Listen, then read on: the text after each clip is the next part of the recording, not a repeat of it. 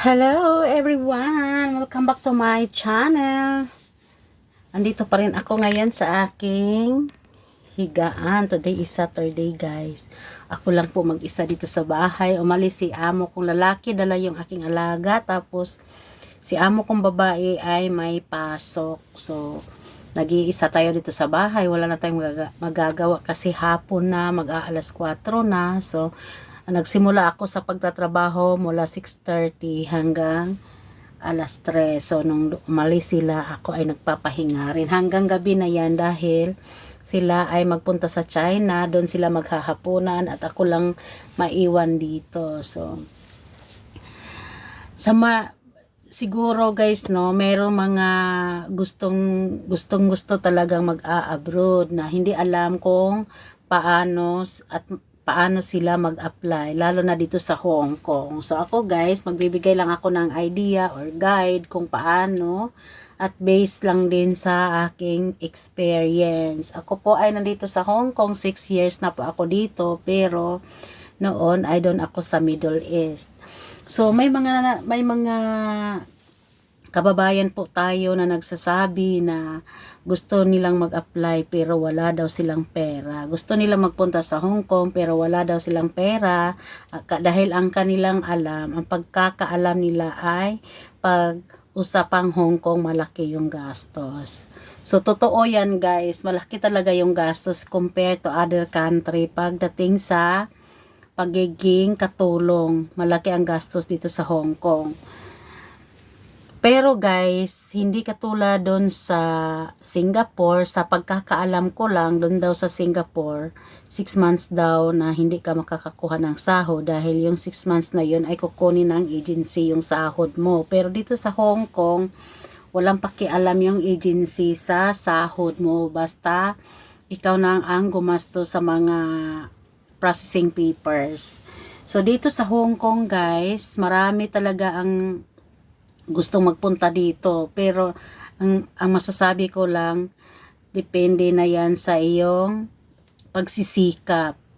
Kung wala ka man talagang pera, ito sasabihin ko yung mga gustong mag-abroad na walang pera, gustong mag-apply na dito sa Hong Kong, tapos wala silang budget, wala silang pera, mag-apply pa rin po kayo.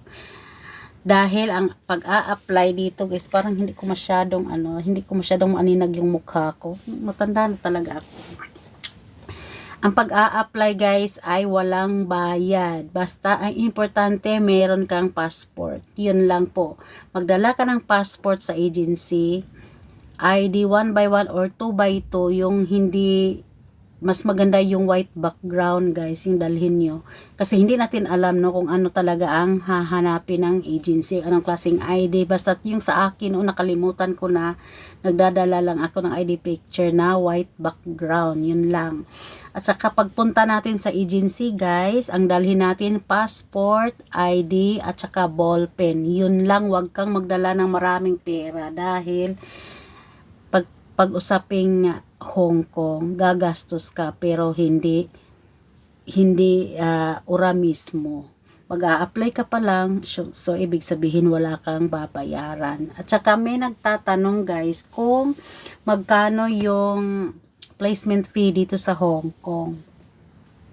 Dito sa Hong Kong guys, walang placement fee. Yan ang tandaan ninyo. Pag kayo ay hinihinga ng placement fee, huwag kayong magbayad. Maghanap kayo ng agency ng ibang agency dahil wala talagang placement fee sa Hong Kong ngayon. Ang babayaran mo is yung processing fee.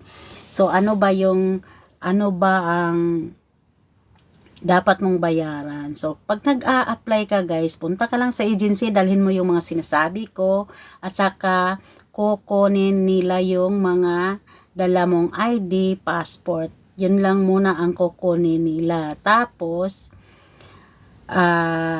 magbibigay sila sa inyo ng petsa kung kailan kayo babalik for interview. Dahil pag sa Hong Kong guys, meron yung interview at ang mag-i-interview sa inyo ay Chinese owner ng agency dito sa Hong Kong. So, ganon.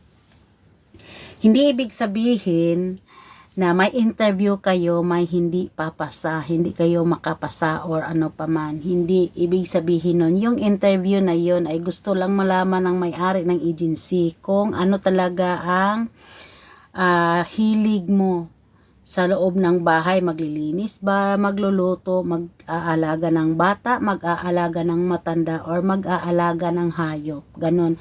Ganon lang ang gustong malaman ng mag-interview sa inyo. Kung saan kayo magaling. Kasi yun din ang amo na hahanapin nila para ma-match sa skills mo. So, ganon. Pag halimbawa gusto mo yung mag-alaga ng hayop, marunong ka mag-alaga ng hayop, edi yun din ang hahanapin ng taga-agency dito sa Hong Kong. Sila ang maghanap ng amo para sa iyo. Pagkatapos, tatawagan nila ang agency dyan sa Pilipinas para i-contact kayo na mayroon na kayong amo. Tapos guys, pag nagkaroon na kayo ng amo, hindi pa rin yung amo ang magdesisyon, hindi pa rin yung agency ang magdesisyon para sa iyo. Ikaw pa rin mismo sa iyong sarili. Halimbawa, yung amo doon sa contract na pinagkasunduan na ilan kayo sa bahay, 4 ba o 5 ba, or sa tingin mo ay ayoko, ang daming tao sa loob ng bahay, maraming mag-uutos sa akin, pwede mo rin yan na i-reject ang offer at maghanap uli ng amo, ganon. So, pag kayo ay gustong mag-apply, tapos sa isip niyo gusto ko mag-apply, wala akong pera, mag-apply pa rin kayo dahil ang bayaran niyan ay hindi on the spot. Step by step, pag ikaw ay nakapasa, ikaw ay nagkaroon na ng amo, doon na yung next mo na move ay medical ka na. So, yung medical guys, around 5 to 6,000, katulad sa amin noon, pero 6 years na yon. Iwan ko ngayon kung hindi ba siya nagmahal. So, after medical, di ba magpa-medical ka, maghanda ka ng mga 5,000 to 6,000. Yun kasing ginastos ko noon. Iwan ko ngayon 6 years na kasi ang nakalipas. So, dapat higitan mo ng konti. So, yun. Sa hindi ka pa nagkaroon ng amo guys, maghanap ka na ng 6 to 7,000 para sa iyong medical kung sakali magkaroon ka man ng amo. Tapos guys, pagkatapos ng medical, nakapasa ka sa lahat-lahat ng medical, schedule for training. Doon sa training guys, malaki-laki yung binayaran namin noon. In my time, it's almost 34,000 yung binayaran namin sa training. Pero hindi ko alam kung ang training hanggang ngayon ay kailangan pa ba dahil pabago-bago kasi yan yung mga requirements dito sa Hong Kong. Kami noon 34K.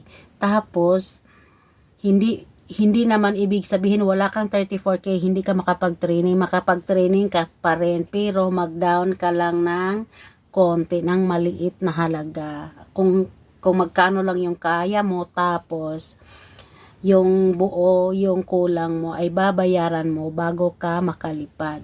So yung training guys is about 15 days to 1 month ang training ninyo. Depende yan sa training center. Sila yon ang nakakaalam kung ilang araw yung training mo. Tapos, pagkatapos ng training, may OWA, may PIDOS, walang bayad yun. Yan ay free. Lalo na kung dyan lang sa Cebu, wala kang gagastusin, pamasahe lang. Pero kung pupunta ka sa ibang lugar, gaya nung amin noon na doon kami nag-OWA sa Davao, amin yung gastos ng plane ticket at saka yung hotel accommodation. Kailangan talaga may pera ka doon kasi sa bulsa mo yan kukunin. Pagkatapos ng OWA guys, pag nag-OWA at PIDOS ka na, ibig sabihin palipad ka na, waiting for ticket ka na, di ba? So, habang naghihintay ka ng ticket, maghahanap ka na ng pera para pangbayad mo ng buo sa training mo. Kasi hindi ka talaga pwedeng lumipad na hindi mo nabayaran yung training fee. Pag wala ka talagang mahanap na pera guys, lapit ka sa agency mo. Sila ang maghahanap, sila ang tutulong sa iyo para makahanap ka ng pera pambayad sa training fee mo at babayaran mo yan pag ikaw ay nakasahod na. Yon. Doon ka hihingi ng tulong sa agency. Hingi ka ng tulong na i-refer kanila kung saan ka man pwedeng umutang ng pera para makabayad ka sa training at makalipad. Yon. Kaya kung wala kayong pera at gustong-gusto mo mag-apply, mag-apply ka pa rin. Mag-apply ka pa rin, guys. Hindi mo lang mamalaya, nandito ka na sa Hong Kong. So, yun lang muna ang ating update ngayon, no? Sa mga gustong mag-apply, mag-apply na kayo. Mag-apply na kayo, wag yung mamaya na kasi yung oras ay tumatakbo. So, good luck sa ating lahat. Bye-bye. This is Janie in Hong Kong.